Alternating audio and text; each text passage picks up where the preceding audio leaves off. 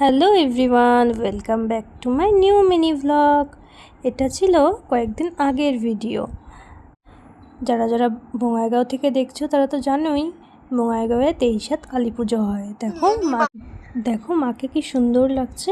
আমরা দর্শন করে নিলাম। এখানে সামনে প্রোগ্রামও হচ্ছিল, নাচ করছিল বাচ্চাগুলো, তো ছোটোখাটো মেলাও হয়েছিল।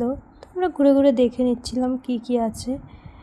তো একটা বাসনের দোকান দেখতে পেলাম, তো ওখান থেকে কিছু কাপ কিনে নিলাম। আরও সাথে আন্টিও দেখছিল, পাশেই ছিল পপকর্নের দোকান, পাঁপড় একটু কিনে নিলাম। আমার স্টুডেন্ট গিয়েছিল, একই সাথে গিয়েছিলাম আমরা, ও স্পাইরাল পোটেটো খাবেও, খেয়ে নিল।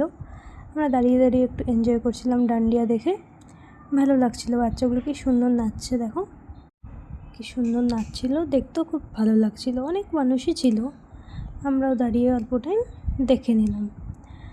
তারপর ওখান থেকে বেরিয়ে পাশেই আরেকটাও পূজা হচ্ছিল, নবরাত্রি।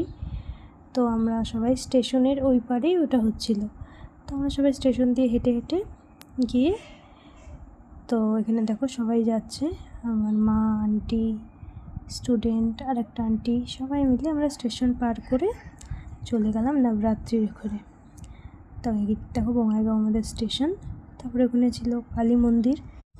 ফার্স্টে কালী মাকে দর্শন করে তারপরে সাইড দিয়ে গিয়ে জয় মাতাজি নবরাত্রি মাকে দর্শন করে নিলাম। এখানে কি সুন্দর কীর্তন করছিল ওরা, তো এখানে অল্প দাঁড়িয়ে শুনলাম।